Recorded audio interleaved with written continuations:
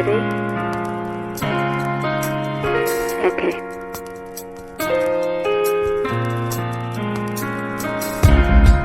Testing, testing. 1, 2, 1, 2. System up.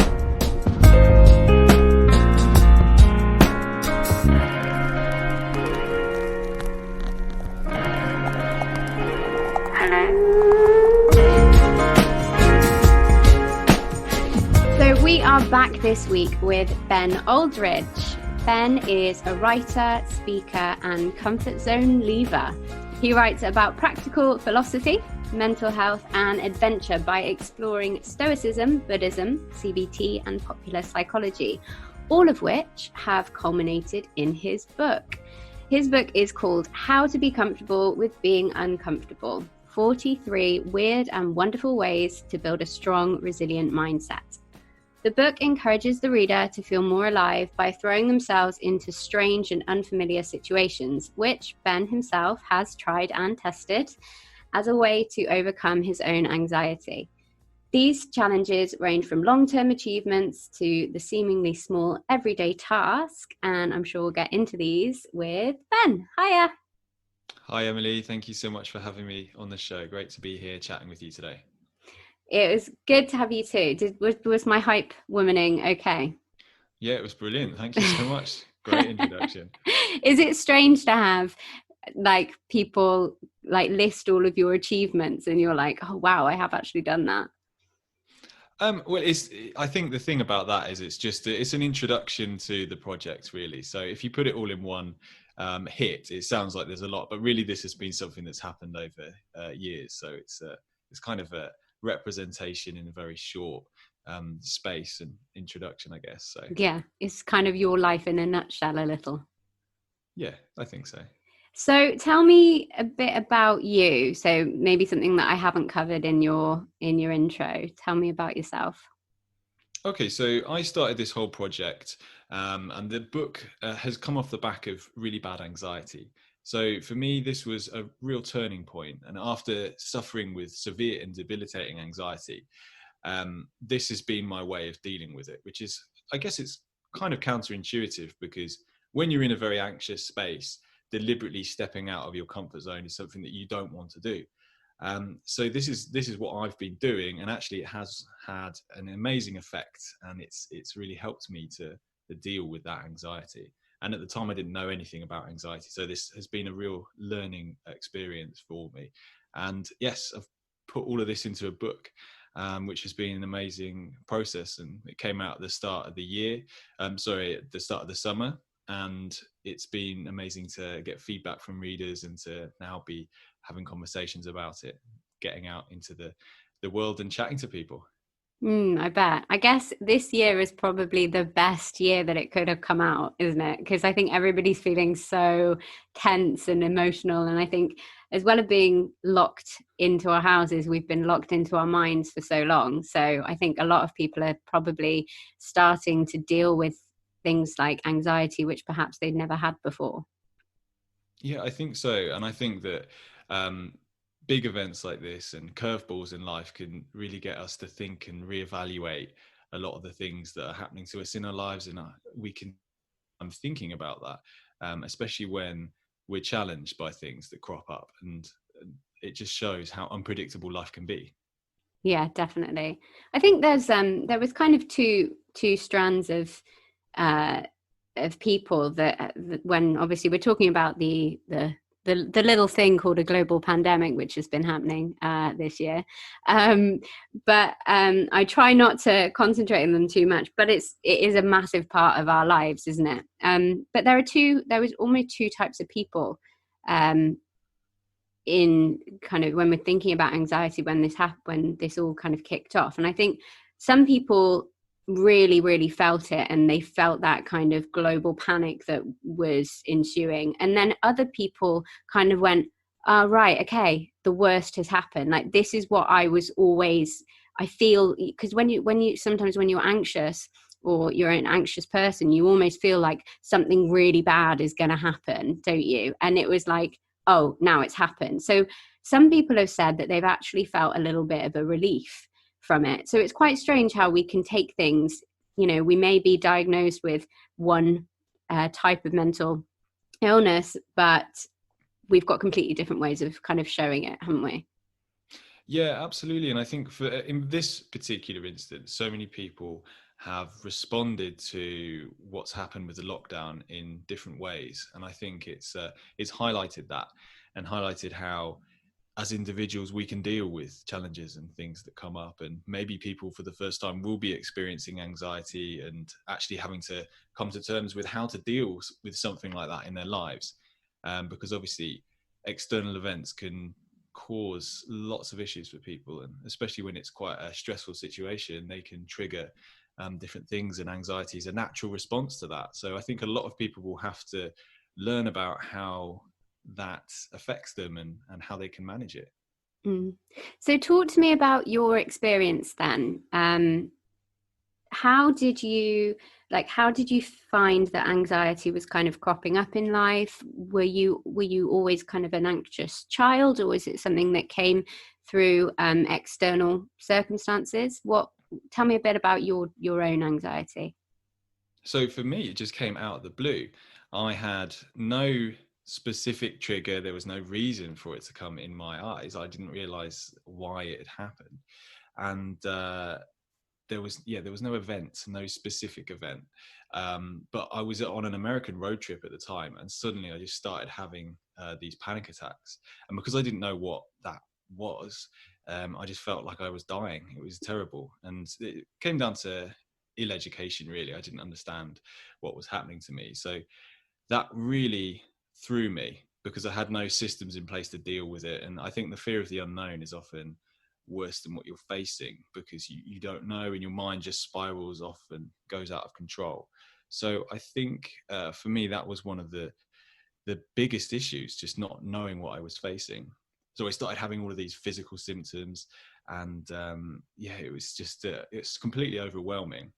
So then when I got back to the UK, I investigated it. I went to the doctor, who instantly recognized it as anxiety and panic attacks. And it was at that point where I started to try and deal with it. And the doctor had suggested a couple of things, but I'm kind of stubborn. And I decided that before I committed to anything, I wanted to educate myself better on what was happening to me. So I spent a lot of time reading. And this is really where everything changed, when I started consuming content and trying to understand what was happening to me. And I got into all of these different philosophies and different psychologies, and then just started leaning into that, and came across Stoicism, which made a huge difference to me. And then I started pushing myself out of my comfort zone after learning about all these different concepts. And yeah, that really helped me to get in control of the anxiety and completely change my relationship with it. So how old were you when your first kind of panic attacks happened? So this was late 20s when Late 20s. when I just started having one of those panic attacks. Yeah. But yeah, there was no clear trigger for me. It was that's the thing. Everything was good, so it was unusual. I guess because I had no system in place and I didn't understand how to manage stress. It was a way of, I had to figure out how to deal with it. Yeah, I've suffered with panic attacks, and mine were when I was really ill. So my body responded, and I've always had, with anxiety, I've always had like very body responsive anxiety. So if I get too hot, sometimes that would like trigger things off. And some people it's like being in a particular place. Some people it's just, they can't even quite work it out. And it's so debilitating, isn't it, when you're in the midst of a panic attack, and I can totally resonate with the feeling of like, I'm gonna die. It's a really scary place to be. But I think the way that you came home and you sought out that kind of, obviously you went to the doctor first, and then you've looked into so many different avenues. Have you always been quite an open-minded person, or was this because of, feeling something that you just never felt before? Yeah, so I've always been open-minded, always been into education, always been into that side of things, but this was just my response to it was to try and understand it better. So that's really where everything has come from, and all of my knowledge is off the back of that. It's that wanting to solve the problem myself. So just desperately leaning into different books and ideas, and really that has been the biggest like change off the back of educating myself. Yeah, I think I think it's incredible because you've taken something and created such a positive from it. Tell me about your adventuring. Was that something you were doing before and that you've kind of integrated into your life, obviously adding in these challenges as well, or is it something that you found kind of off the back of all of this? So yeah, I have been doing stuff before all of this, but really since the anxiety and since the panic, that's when I really lent into a lot of these different things. And the challenges came directly off the back of this anxiety, and that was my response to it. And just to set out all of these different ways that I could push myself out of my comfort zone, and created a list of challenges that I could do in order to build resilience. And this was based off the Stoics approach to building resilience. And the Stoic philosophers of ancient Greece and Rome used to deliberately step outside of their comfort zones to build resilience. And they were quite interesting, and they would do this in fascinating ways, like exposing themselves to the cold and the heat, and sleeping on hard surfaces, and fasting from food and water. And the concept is that you prepare for adversity by practicing adversity. So they would deliberately expose themselves to that stress. And I guess I really resonated with that idea. And that's where the challenges, the concept of challenging myself, came from. So I started creating all of these different challenges, and started doing them, and had a lot of fun along the way. Yeah. So let's talk about the challenges then. I think some of them, obviously, that some of them are a lot bigger than the others. Some of them are quite small. You know, you've got a range of different challenges.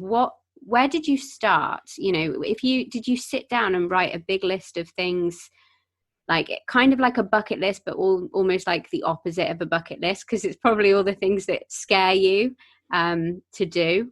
Did you sit down and write all of that, or was it just kind of like, today I'm going to do something to push myself out of my comfort zone? And how did it start? How did it start to build? Yeah, so all of the challenges were, I essentially sat down, like you said, and just wrote out a long list of things that I could do that would push myself. And it wasn't just about doing things that would challenge myself physically, because in the book, I divide my challenges up into 3 categories. So I've got physical, mental, and skill. And so all of the challenges are there to push me out of my comfort zone in different directions. And I just started to explore all the different ways I could do this.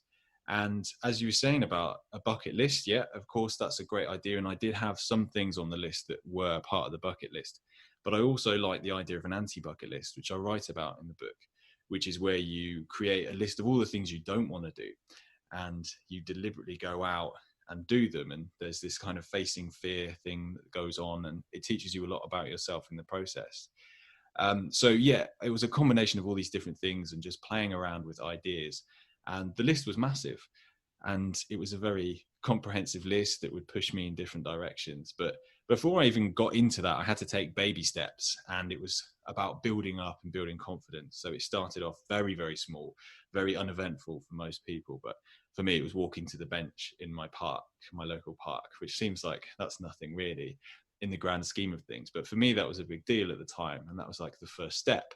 And then it just carried on from there, and I started to do other things like catching the bus, because at the time it was really, really bad. The anxiety was so debilitating that even small acts like that were very challenging.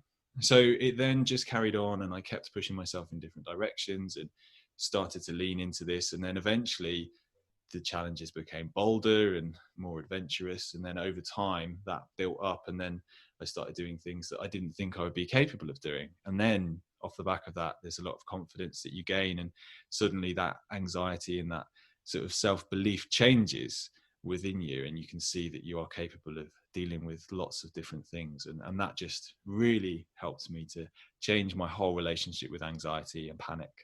And I learned more about who I was and how I could handle adversity and difficulty. I think it's really important that you say that even like walking to a bench was too much for you at one point? Because I think a lot of the times people kind of think of anxiety as, you know, something that it's just a state of being, like people that are just anxious, but actually it is so much more than that. It can be really life kind of halting for a while. So, you know, those little moments, those like seemingly imperceptible challenges are actually really big at the time, aren't they? Yeah, absolutely. It depends on what space you're in as well mentally, and I think it's great to have small steps and small things that you can do to push yourself. And it starts small, but then you never know where you're going to end up. And that's the thing. They compound, I think, these ideas, and the fact that if you push yourself a little bit over time, your confidence builds, and that's really what this project has been about. I love how you call it a project as well. Like I know it is a project, but a lot of people kind of think about like the finished article when you've got a book that's like the final bit that you've got to give to people. You've got to read and hold in your hands. But actually, this is so much bigger than a book, isn't it? Because it's like it's this massive project that I guess you're still on this kind of challenge journey, I guess. Yeah, it's ongoing. It's something that I think we can all continually do as well. There's no end point really, and also as I change as a person, what challenges me is going to change, and naturally there will be challenges in life that crop up just because life has a great way of doing that, doesn't it? It just can present us with things that we have to manage. So there's going to be plenty of that, obviously, and that's something that I don't even know what that's going to look like. So the idea is to try and at least have some kind of preparation. And I think the more I lean into different challenges and explore these different things, the better I'm going to be at dealing with those things when they crop up. Well, that's the theory anyway. And it certainly has helped so far. And I think not having anything in place is so much worse than having, even if there's some small, like little bit of hope or that small thing that you can do to fight back against any adversity in life. I think that's a big difference. Makes a big difference. Absolutely. And I think when you were talking about that, then it just reminds me, like a lot of people say you can't grow in your comfort zone. Like there's no growth there. We just kind of stay stagnant. You've got to get uncomfortable in order to find, you know, that inner confidence and to realize just how incredible you really are, really, like just how much you can push yourself, just how much you can deal with. So I really like that. Yeah, I think we have to push ourselves out of our comfort zones, because that is, yeah, you're right. That's where we learn. It's where we learn about who we are. And that's how we can grow as people, in that scary space outside of what we find comfortable. And it's also just bringing color into our lives and adventure and different things. You know, it's very easy to get boxed in. So I think it's quite important for us to look at interesting ways that we can step outside of our comfort zones. So tell me about one of your, I obviously know they're all very challenging in different ways, but one of your, like what you would regard as your biggest challenge that you have done. I guess it depends, because they're so different. So for instance, on one side of the scale, we've got running marathons and climbing mountains, which is difficult because it's very physical. But actually there is a mental side to that as well. When you're running a marathon or a long distance, there's a lot going on in your head, especially when you hit that wall at like mile 20. It's called the wall because it feels like you've hit a wall. You're so exhausted that you can't carry on, or you have to kind of push yourself to get through that. So that's one end. That's very physical, and that's very difficult in that sense. But then there's other things, like I've been learning Japanese, which is an academic thing, and it's to push me intellectually. And that is brutally difficult because it's ongoing. It's just relentless. So that has been very difficult as well. And it's just, so those are two contrasting things that are so far away from each other.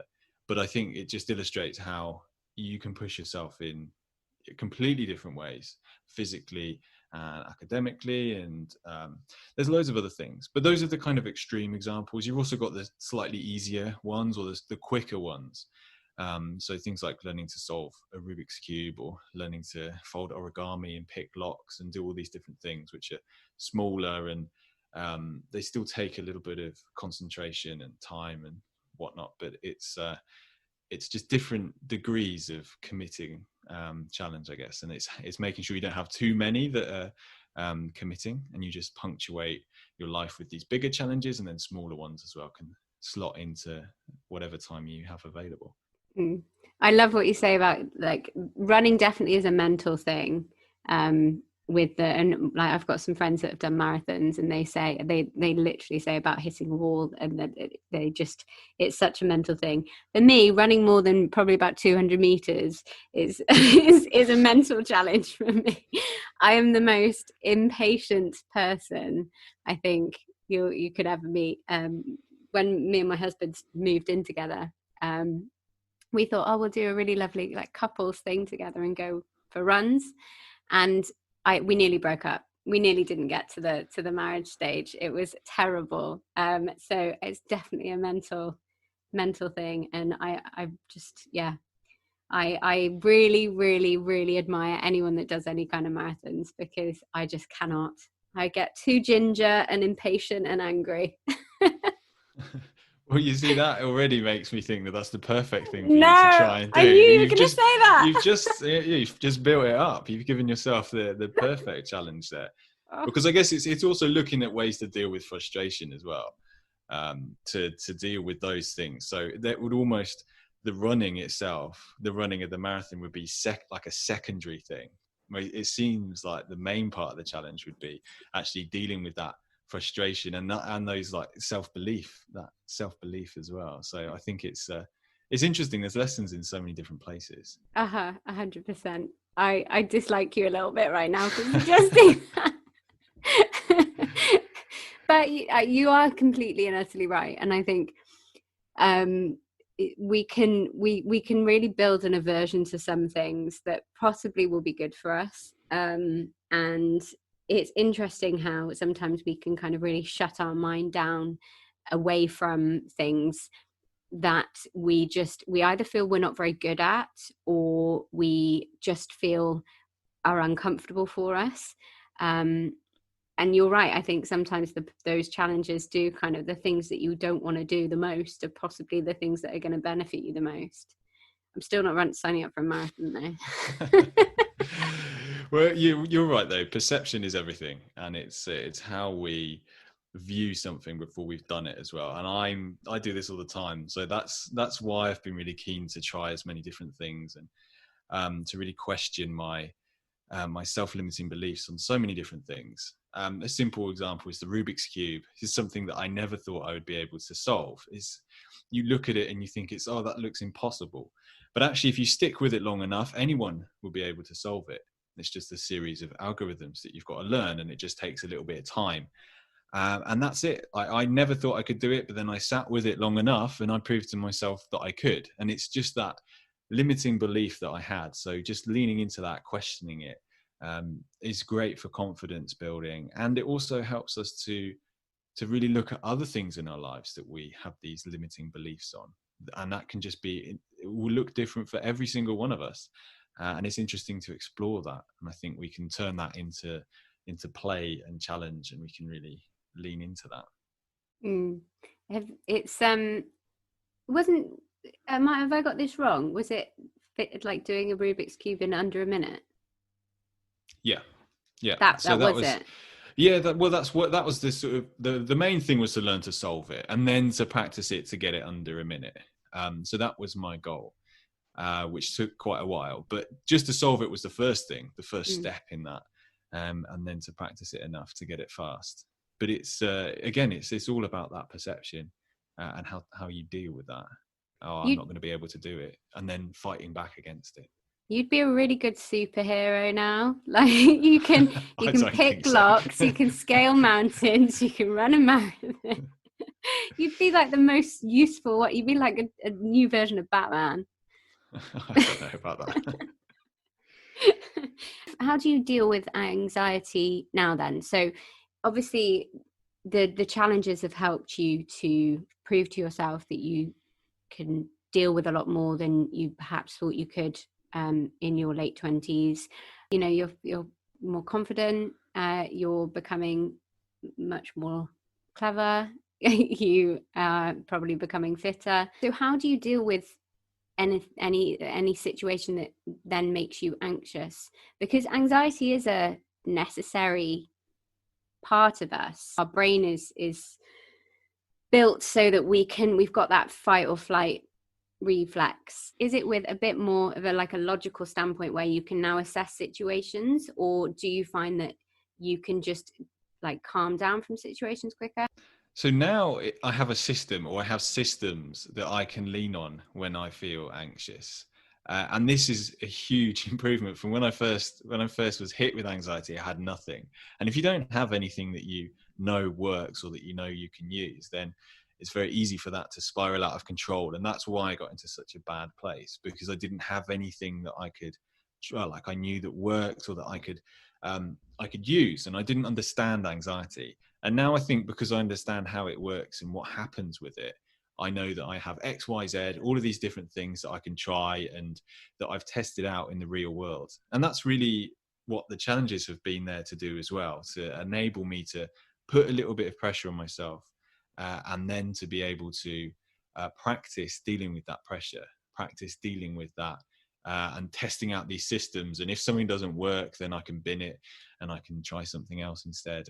And actually now I have a load of different tools and tricks that work personally for me. And because we're all different, we're going to resonate with different ideas. But I know that I can do all of these different things. And I've learned how to balance myself better in my life generally, so that I'm making sure that if I'm feeling particularly anxious, then I can lean into, am I eating properly? Am I exercising enough? Am I meditating enough? And I've got all of these different things that I can lean into, and actually they work. And I know that they've worked.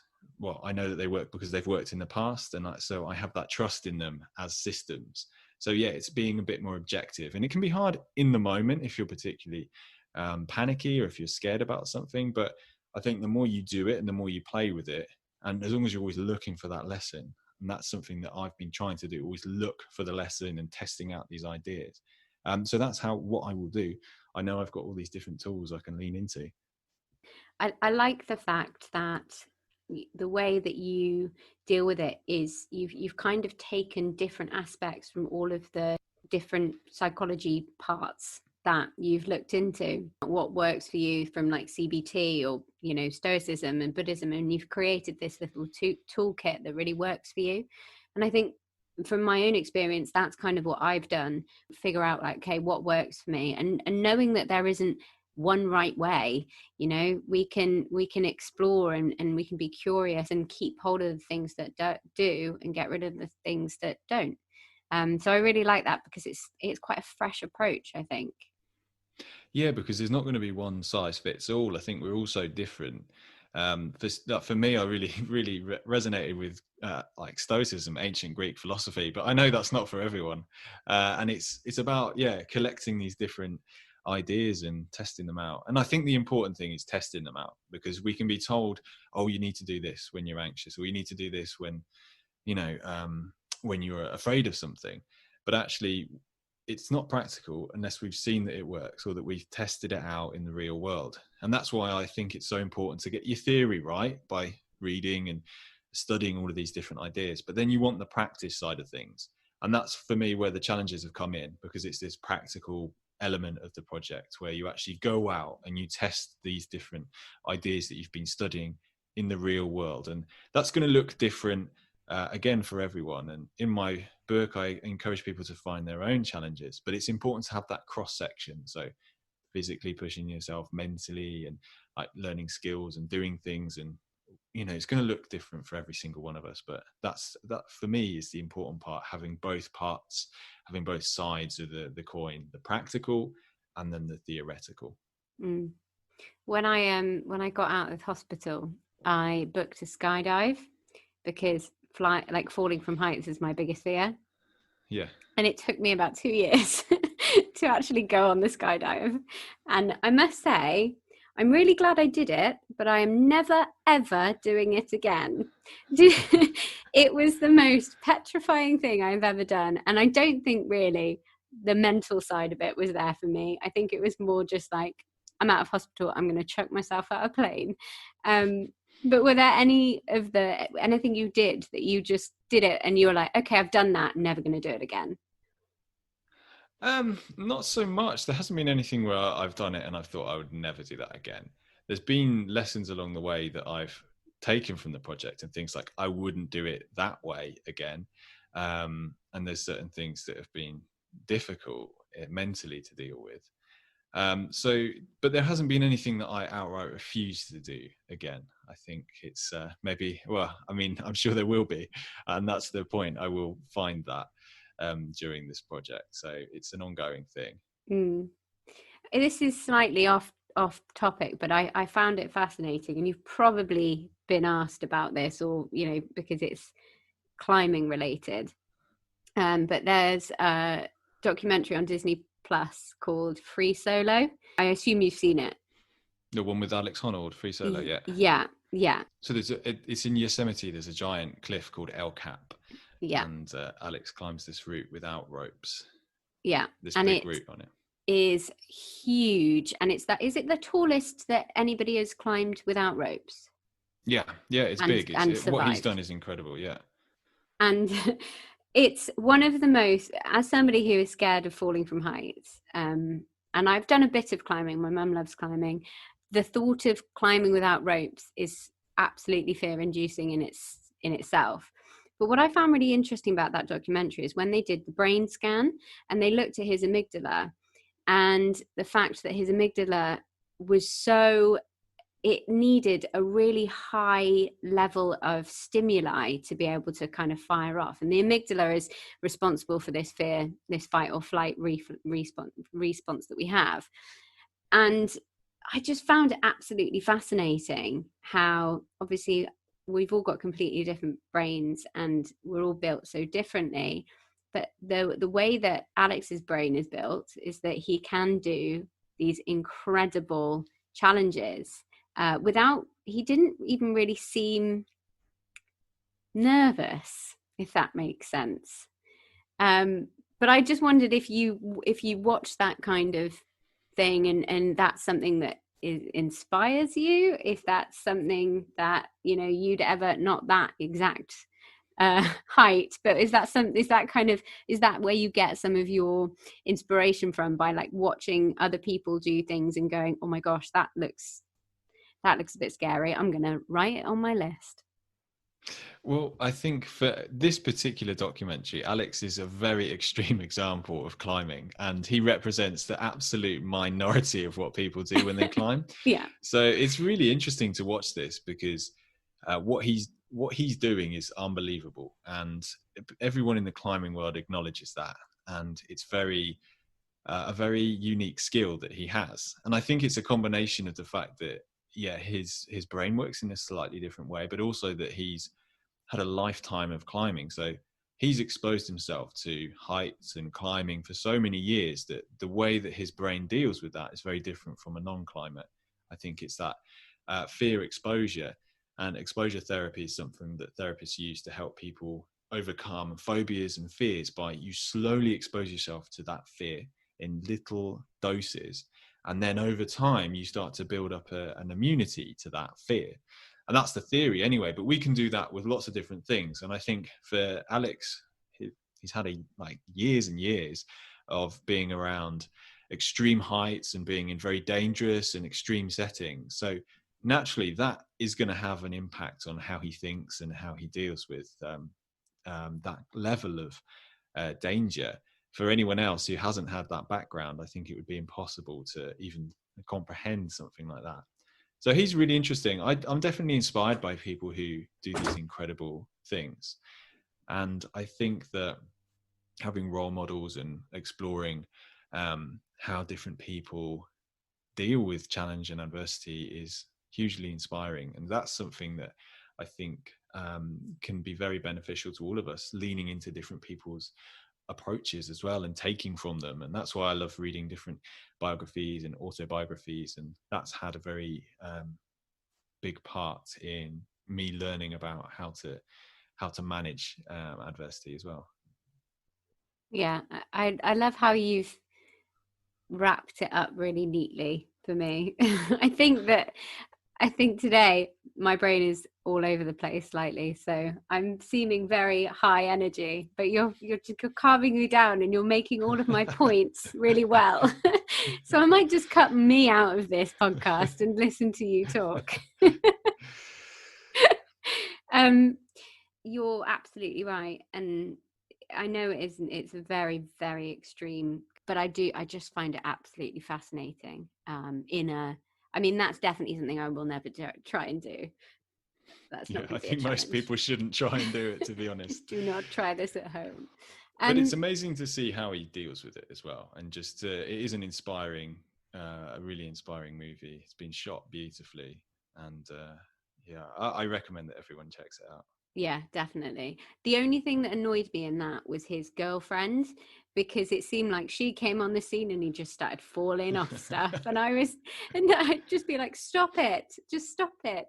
It's like, I can't remember who it was. I think he was a tightrope walker, and he never fell off. He never fell off this tightrope. But somebody said to him once, you be careful, you can't, like, don't fall, don't think about falling. And he was attached to the tightrope, and he previously done it without any safety measures, but he did something different, and he was attached to the tightrope, and some people have been like, you could fall, you've got to be careful, and he fell for the first time.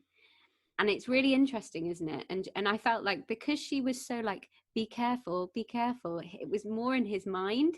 So his brain was trying to kind of fulfill that subconscious thought of fall. So yeah, I really wanted her gone. I was like, can you just leave him for a little bit, please? I don't want this guy to die. It's a really interesting dynamic, isn't it? That relationship as well. Because imagine being in a relationship with someone who is at the top of their field and doing something so incredibly groundbreaking that no one has ever done anything like this before. And there's such a high level of risk. But in his eyes, there's not a high level of risk because he knows he can do it and he's trained so incredibly well to do it. But still, I think when you're the observer, it's a completely different journey, isn't it? Even just watching it is just uncomfortable. Oh my gosh, In the cinema or wherever you watch it. The final shot where it's him and then it zooms to the full height of El Capitan just made me feel sick. I was like, that is horrific. How did you do that? I've kind of given it away, haven't I? Oops, undo. Well, I think, yeah. Or did he get to the top? Yeah. Did he indeed? We have to watch to find out. I'm not sponsored by it. I just thought it was a really interesting conversation. So what does your everyday look like then? Because you're obviously not scaling mountains and, I don't know, swimming with sharks every day.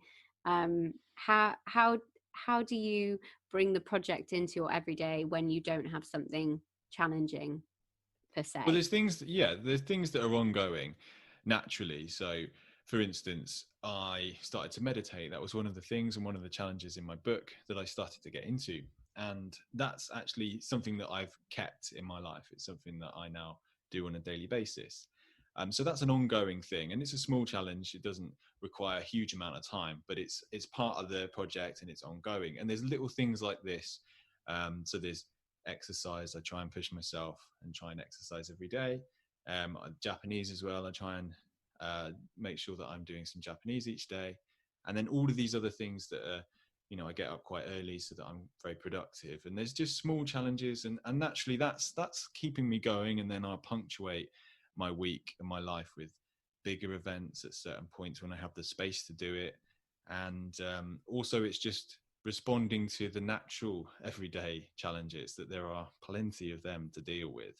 So it's just this kind of juggling act.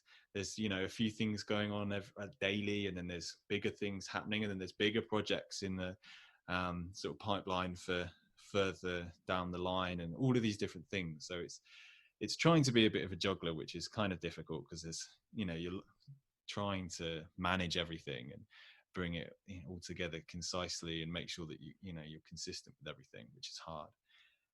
But yeah, that's it really. It's that different things have resonated with me. Some challenges have been like one-off things that you do, and then that's it. They're very clear. You do it, it's done. maybe you might revisit and do it again in the future, but other things are more ongoing. So I guess that's how I'm bringing it into everyday life.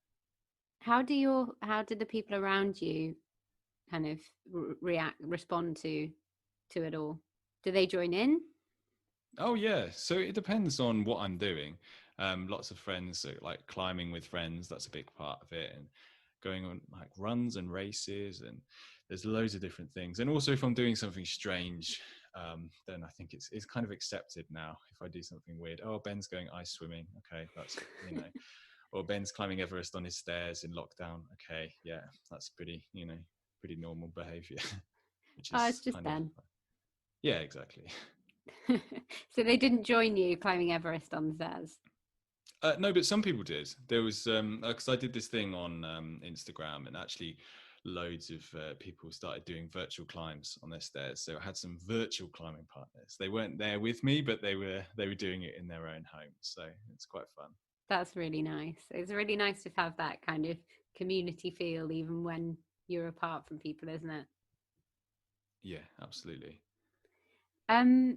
So it's been so wonderful to talk to you, and I could ask you questions about all the crazy stuff you've been doing all day, but I will let you go. Where can people find you? Where can people get the book? Plug all the things. So, okay, thank you. I think the first place to go is probably my website, benaldridge.com.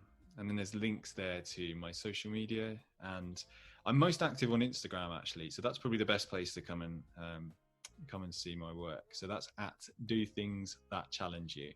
And there's lots of philosophy and lots of pictures from random things.